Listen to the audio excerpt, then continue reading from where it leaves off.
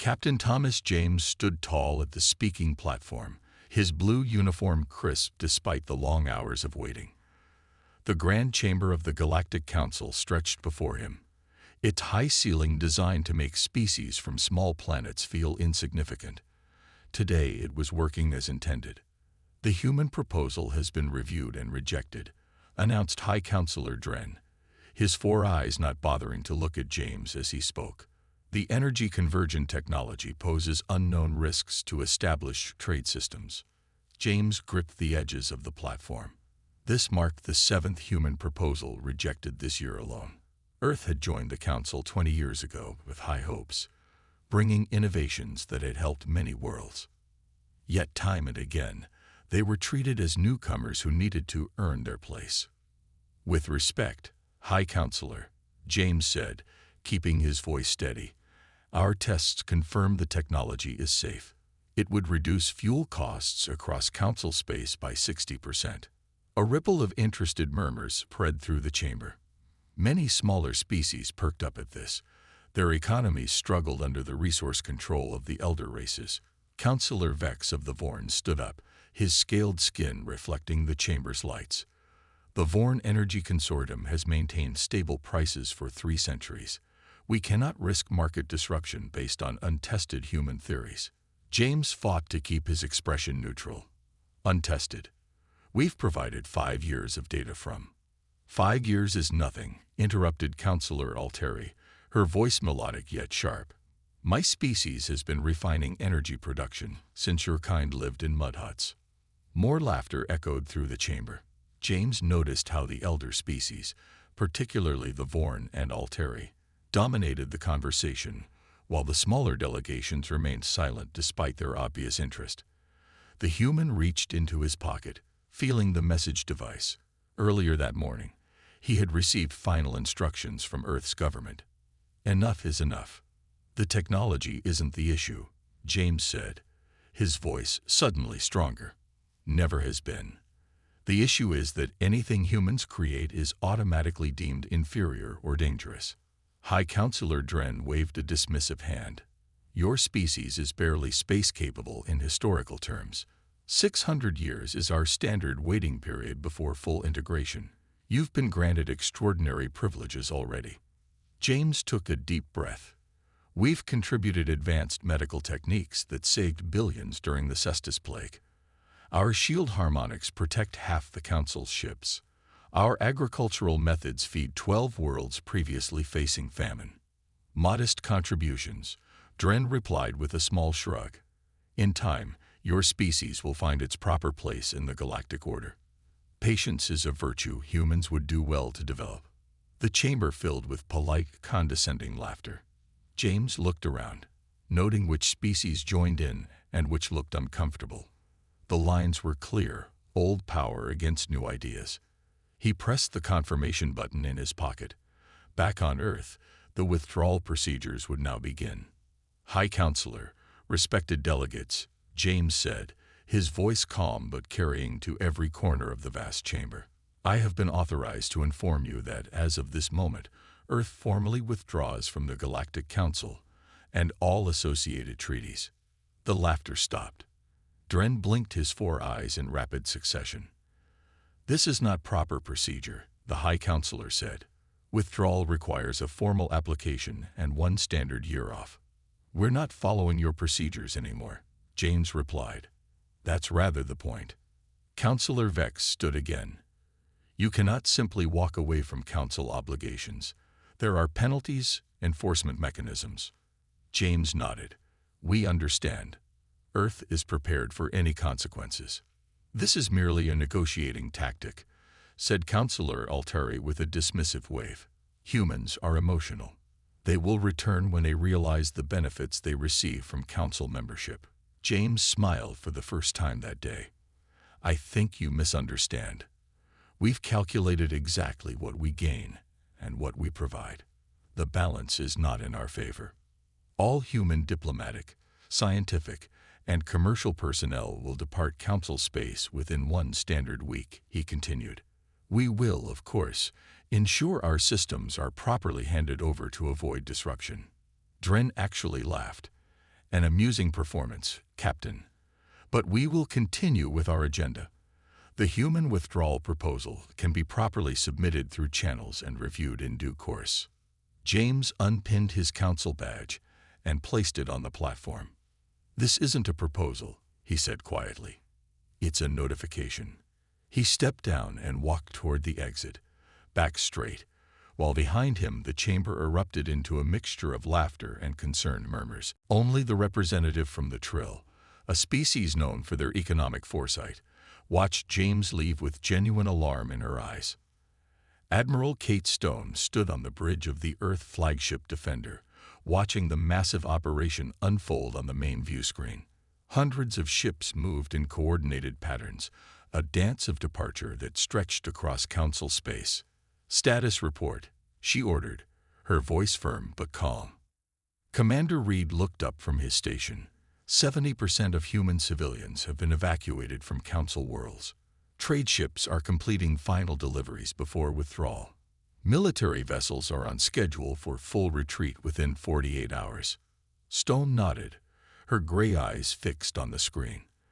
The Council had not taken Earth's departure seriously until transport ships began appearing at every human outpost and facility.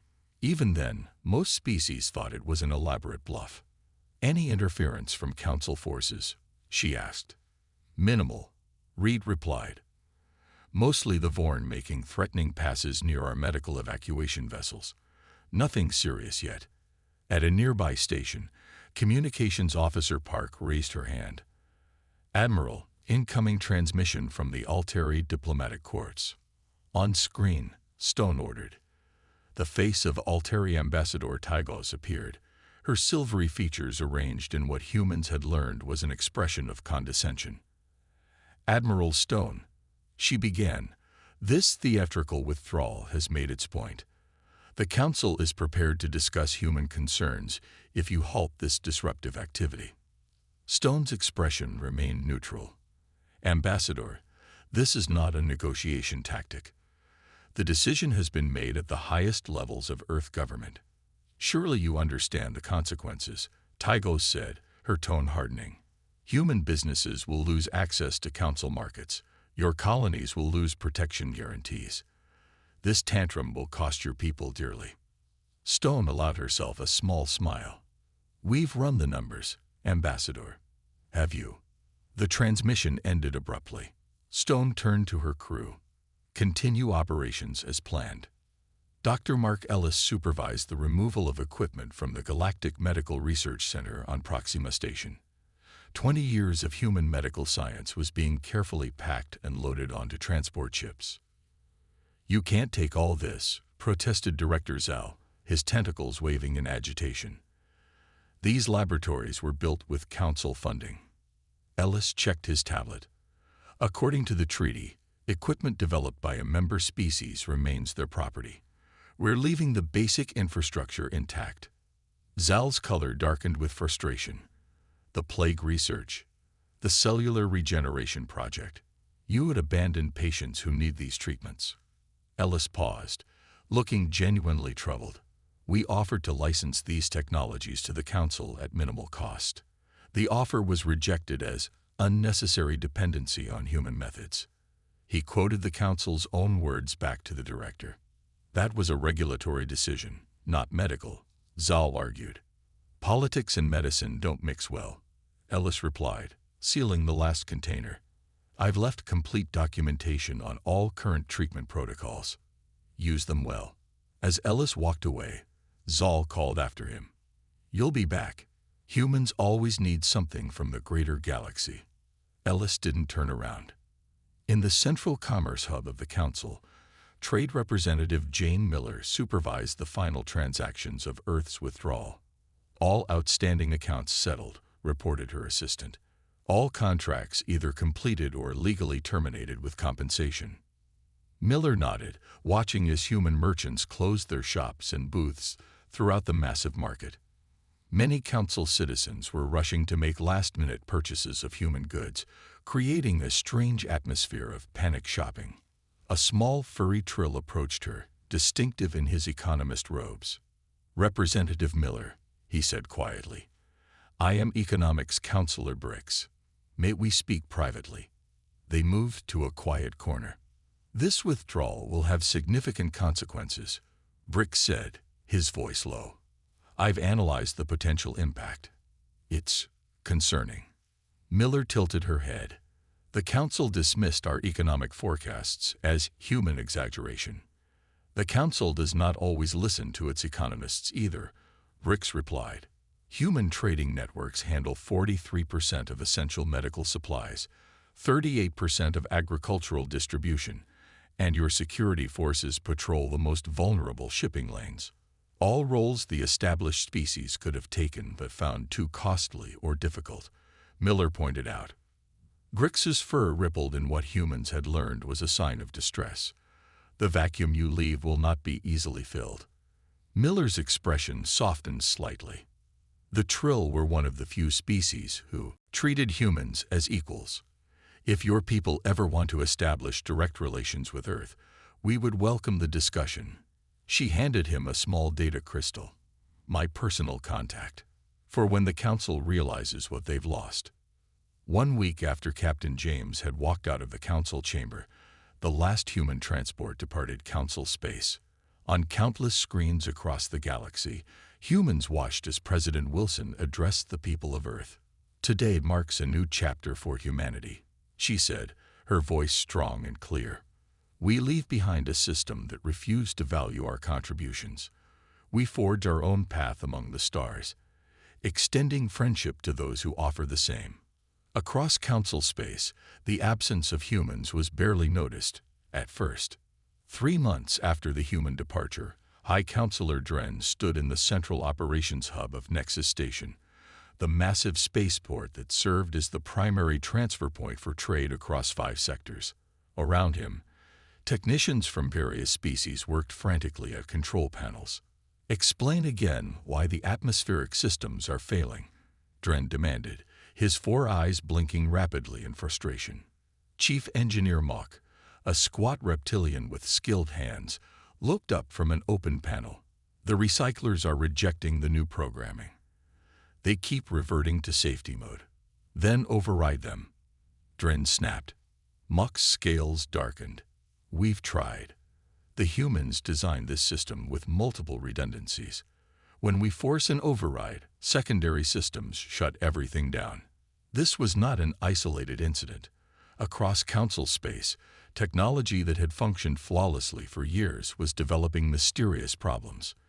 The humans had handled their departure professionally, providing complete documentation and training to replacement teams. Yet somehow things kept breaking. The humans sabotaged us, declared Counselor Vex at the emergency session 2 days later. They planted failures in their systems. Economics Counselor Bricks of the Trill cleared his throat. Our investigation shows no evidence of sabotage. Rather, the humans built these systems to be maintained in specific ways. The documentation they left explains this, but we lack personnel with the proper expertise. Nonsense, Counselor Alteri said dismissively. My people managed atmospheric systems for millennia before humans arrived. We simply need time to adapt their crude methods to our superior techniques. Bricks projected a chart onto the central display. With respect, council members should review these statistics.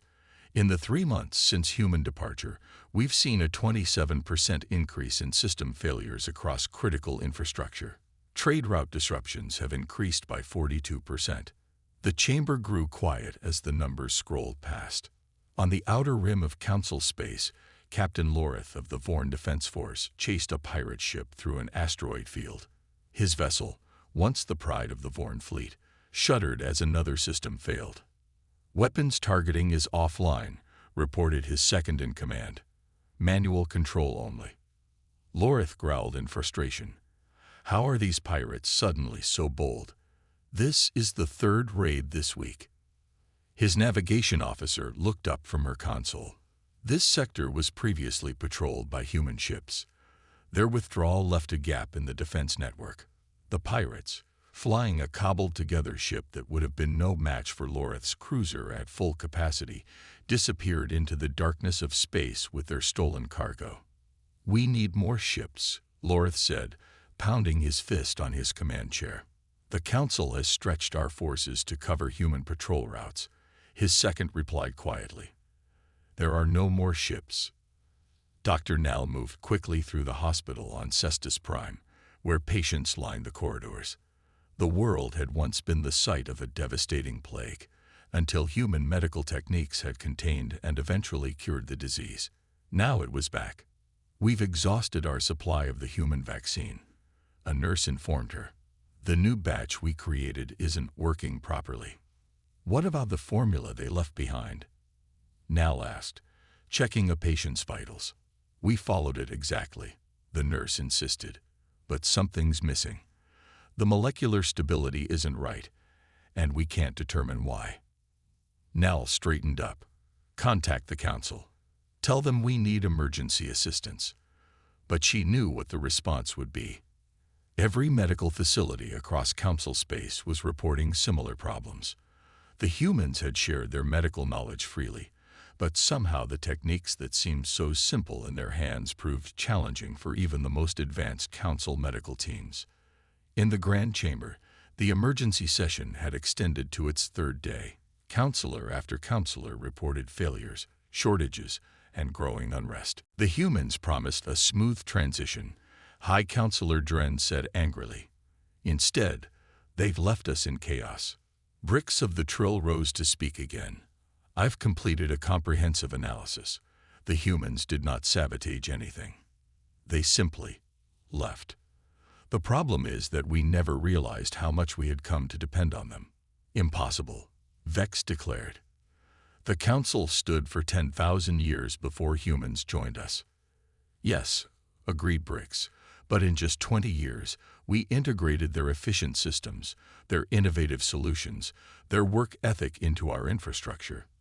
They maintained trade routes too dangerous or unprofitable for our established species. They found solutions to problems we had accepted as unsolvable." He projected a new chart, this one showing projections for the coming year.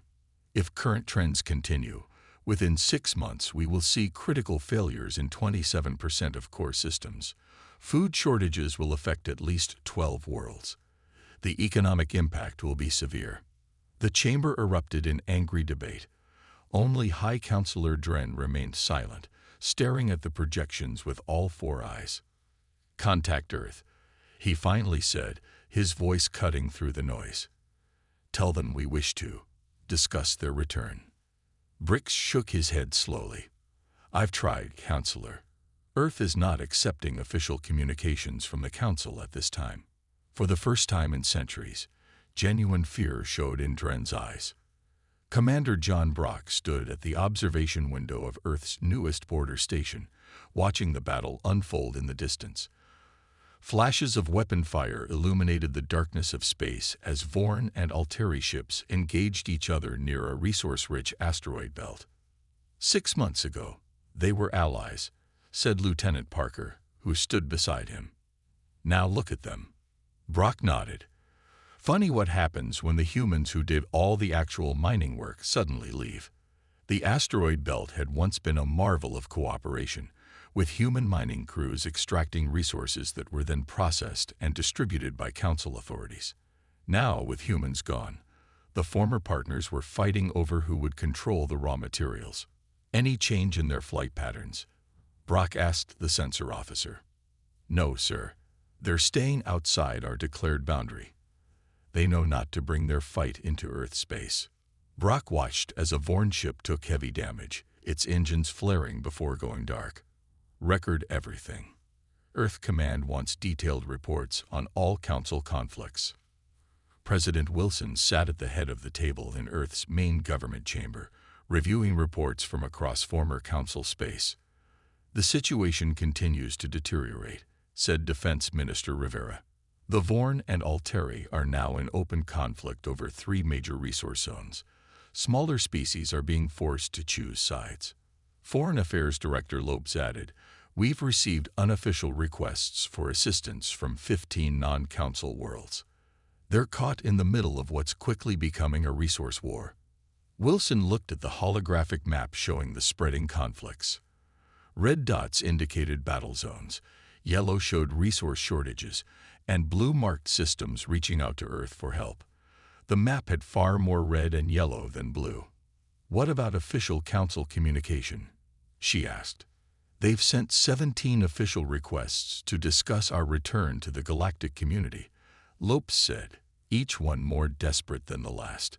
The latest one dropped all pretense and simply asked for technical assistance to prevent system collapses. Wilson's expression remained neutral. "And our response? As directed, we've acknowledged receipt but indicated we're still evaluating our position in galactic affairs." The president nodded.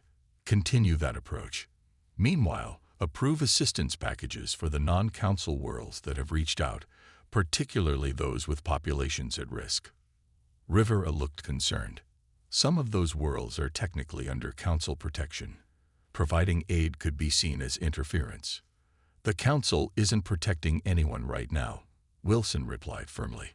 "They're too busy fighting among themselves. We won't let innocent populations suffer for the council's pride." On the once prosperous trade world of Balix Prime, food riots had broken out for the third day in a row. The planet had never developed significant agriculture, instead relying on trade for food supplies. With shipping lanes disrupted and trader ships being captured or destroyed, food warehouses were emptying fast. Merchant leader Toll watched from his office window as the local security forces tried to control the crowd. "Another ship was lost yesterday," his assistant reported. "The Vorn claimed the Altari destroyed it. The Altari blamed pirates." Toll shook his head. "It doesn't matter who's responsible. No food is reaching us either way." A communication alert sounded. Toll activated the screen to see the face of Trade Representative Miller, the human he had often negotiated with before the withdrawal. "Merchant leader," Miller greeted him. "I'm contacting you unofficially." Toll's eyes widened. "Representative Miller, your timing is either excellent or terrible, depending on your message. I understand Balix Prime is experiencing severe shortages," she said. "Earth is prepared to send humanitarian aid, including food supplies and medical equipment." "The council would never," Toll began. "This isn't a council matter," Miller interrupted. "This is a direct arrangement between Earth and Balix Prime. We're offering this to several independent worlds caught in the current difficulties." Toll didn't hesitate. "We accept with gratitude. But how will you get past the Vorn and Altari ships blocking our trade routes?" Miller smiled. "Earth ships are faster and better armed than most realize. Your people will have food within 3 days." After the communication ended, Toll rushed to inform the planetary leadership. For the first time in months, he felt hope. Councillor Vex stood on the bridge of the Vorn flagship, watching as his forces secured another mining outpost. "The Altari fleet has withdrawn from this sector," his tactical officer reported. "We now control 62% of the fuel production capacity in this quadrant." Vex nodded in satisfaction. "And the humans? Any sign of interference?" "None, Counselor. They maintain their border patrols but have not engaged in any conflicts." A communication officer approached nervously. "Counselor, we've detected unusual activity. Earth vessels are delivering supplies to several worlds formerly under Council protection." Vex's scales darkened with anger. "They dare to interfere. Send a battle group to intercept their next supply mission. It's time to remind humans of their place." The officers exchanged uneasy glances. None wanted to mention that the last Vorn ship to challenge a human vessel had quickly retreated after discovering the surprising capabilities of Earth's supposedly limited weapons technology. Meanwhile, on the other side of Council space, the Altari were making similar plans, equally unaware that they were playing directly into humanity's patient strategy. Dr. Ellie stood in Earth's Advanced Stellar Research Center, studying the massive display that dominated the wall. The star known as Proxima Altari was showing alarming changes in its core. Red warning indicators pulsed across the display. "The star's fusion rate has increased by 47% in the last month," reported her assistant, Dr. Wells. "At this rate, Premature nova will occur within 60 days. Ellie nodded grimly, just as we predicted 3 years ago. Wells glanced at her when the council rejected our research as alarmist. The Alteri were particularly dismissive, Ellie recalled, said their scientists had monitored the star for centuries without concern. She zoomed in on the display, examining the star's unstable core. Proxima Alteri wasn't just any star. It was the primary energy source for the most populated Altari worlds. 20 billion lives depended on its stability. Have they begun evacuations? She asked. Wells shook his head. Minimal movement detected. Their ships couldn't evacuate even 10% of the population in the time remaining. A soft alert chimed. Dr. Ellie, priority communication from Earth Command, announced the system. The main screen shifted to show President Wilson's face. Doctor, we've received an emergency transmission from the Galactic Council. The Alteri have finally admitted their star is destabilizing. They're requesting immediate assistance. Ellie raised an eyebrow. After a year of silence, they want our help. Precisely, Wilson replied. I'm sending you the full message. High Counselor Dren himself signed it. The transmission appeared on a side screen. Ellie scanned it quickly, noting the desperation poorly hidden beneath formal diplomatic language. They want the star stabilization technology we were developing jointly before the withdrawal, she said. The same technology they claimed was theoretical and impractical, Wells added bitterly. President Wilson's expression remained neutral. Captain James is already en route to the Council for emergency talks. I want you there as our scientific authority. What are our terms? Ellie asked directly. Full membership, equal voice, no more second-class status. Ellie nodded. And if they agree only under duress, then try to revert once the crisis passes. Wilson's eyes hardened. We'll have contingencies in place. Humanity won't be marginalized again. High Counselor Dren had never imagined he would feel fear in the Grand Chamber. For centuries, he had ruled the Council with unquestioned authority. Now, he sat watching the emergency projection showing the death of a star and the likely extinction of an entire civilization. The chamber doors opened. Captain James entered, followed by Dr. Ellie and a small team of human experts. The humans looked rested, confident, and completely in control, unlike the council members, many of whom hadn't slept in days. Captain James, Dren began, trying to maintain his dignity. The council appreciates Earth's prompt response to our request. James nodded but said nothing, taking his position at the speaking platform that he had walked away from 1 year earlier. Counselor Alteri rose, her silver features drawn with strain. My people face extinction. 20 billion lives. Please, whatever grievances exist between us. They are innocent. For the first time, there was no condescension in her voice, only raw fear. Dr. Ellie stepped forward. We've analyzed her star's condition. The degradation is proceeding faster than even our models predicted. We have perhaps 48 days before nova. Can you help us? The Alteri asked directly. Ellie glanced at James, who nodded slightly.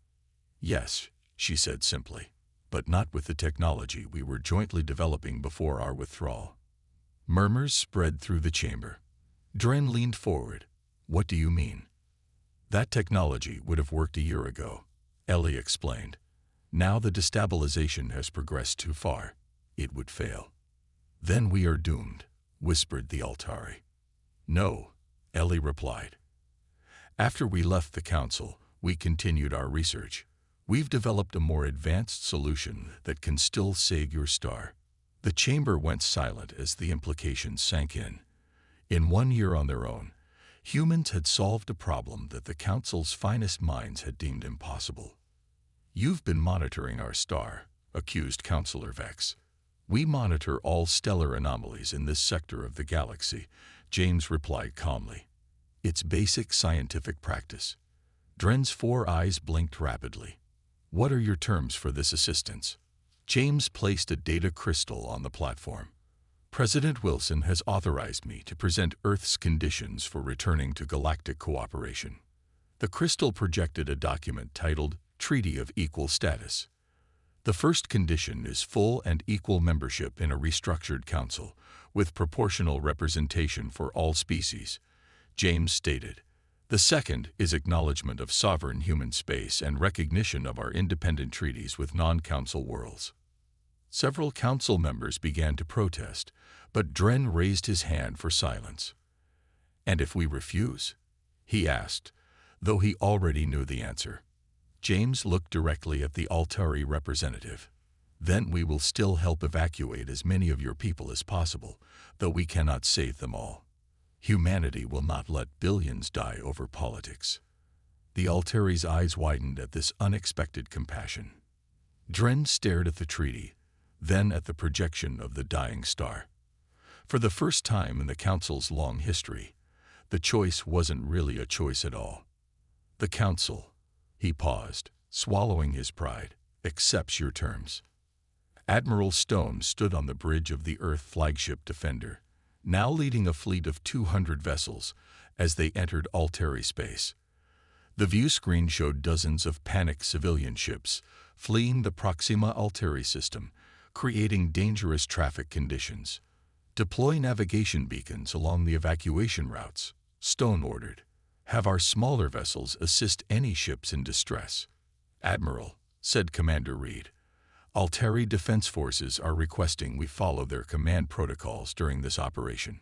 Stone smiled slightly. "Inform them that under the emergency treaty, Earth forces maintain independent command. We will coordinate with them, but not subordinate our operations."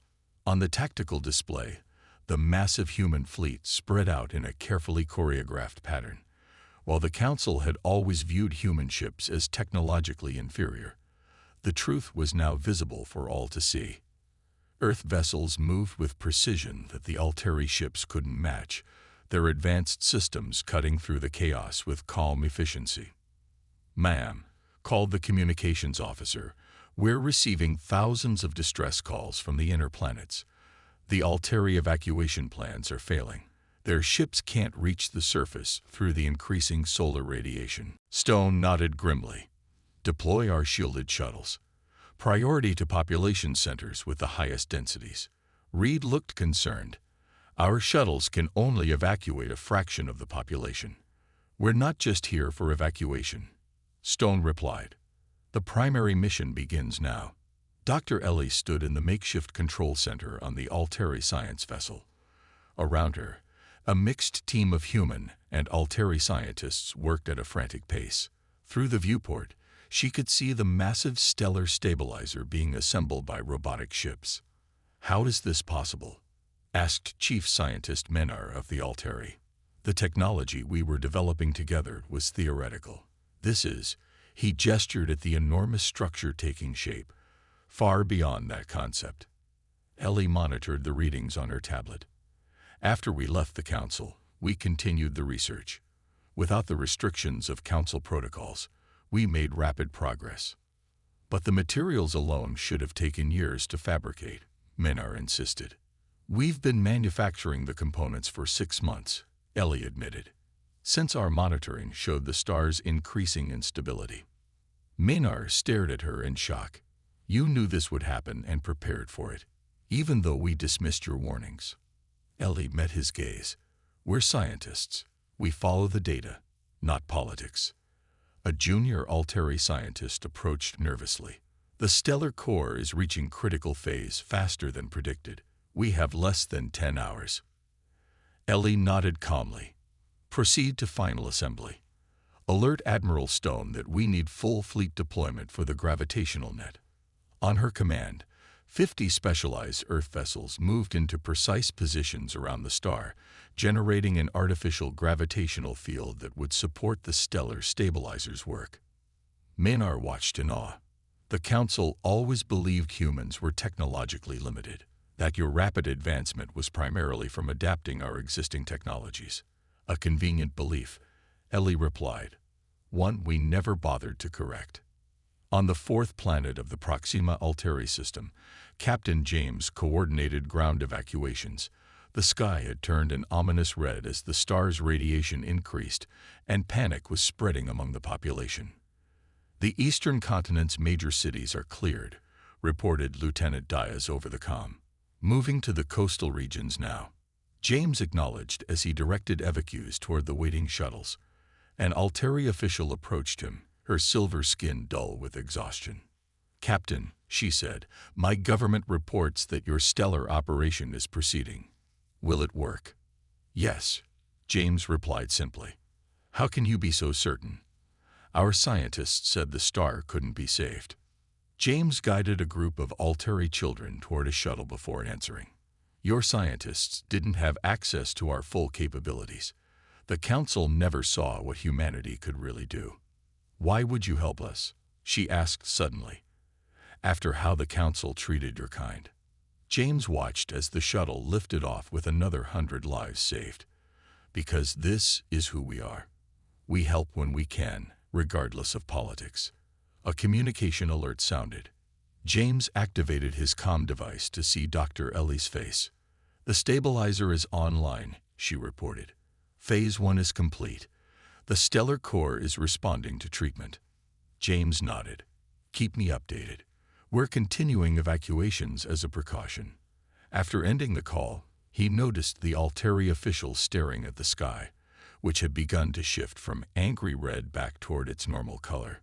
"Your people are actually doing it," she whispered. "We said we would," James replied simply. Across the Alteri system, billions watched their screens as the impossible happened. The death of their star, which their most esteemed scientists had declared inevitable, was being reversed by human technology. In the council chamber, representatives from all species watched the same feeds. High Councillor Dren sat silently as Councillor Brix of the Trill approached. "The economic impact assessment you requested," Brix said quietly, handing over a datapad. Dren scanned the document, his 4 eyes widening. "These figures can't be accurate." "They are," Brix assured him. "The humans didn't just save the Alteri. Their intervention prevented an economic collapse that would have affected 70% of council space." "And they knew this?" Dren asked. "Their economic projections were included in the data package they submitted a year ago," Brix replied. "The same one the council dismissed as human exaggeration." Dren looked back at the screen, where Earth ships were visible against the stabilizing star. "They knew everything," he said quietly. "They knew we would need them." "Yes," Brix agreed. "And now they know that we know." Humans walked out. Council instantly regretted everything. Part 7. The New Order. The Grand Chamber of the Galactic Council looked different today. The curved rows still rose in their familiar pattern, but the speaking platform at the center had been replaced with a round table. No species would stand above others now. Captain James entered alongside President Wilson, followed by Admiral Stone, Dr. Ellie, and Trade Representative Miller. The human delegation wore simple blue uniforms without rank insignia, equals among themselves as they now demanded to be among the stars. High Councillor Dren and the other senior council members already sat at the table, their usual grandeur subdued after recent events. The gallery seats were filled with representatives from every council world, plus, notably, delegates from several non-council species who had formed alliances with Earth during the past year.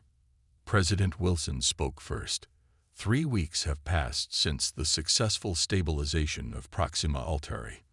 The star is now secure, and evacuated populations are returning home. She paused. Today, we formalize the new relationship between Earth and the galaxy. High Councillor Dren nodded stiffly. The treaty has been reviewed by all council members. There are concerns about certain provisions, such as, Admiral Stone asked directly. The requirement that all species have equal voting rights would significantly change how the council functions, said Councillor Vex. Some races simply lack the experience and wisdom that comes with thousands of years of space travel. James placed a small device on the table. It projected a holographic display showing thousands of documents. "This is the complete record of Council decisions for the past 20 years, he said. "We've highlighted 347 instances where the elder species overruled proposals that would have benefited the majority of Council worlds, simply to maintain their power and economic advantages."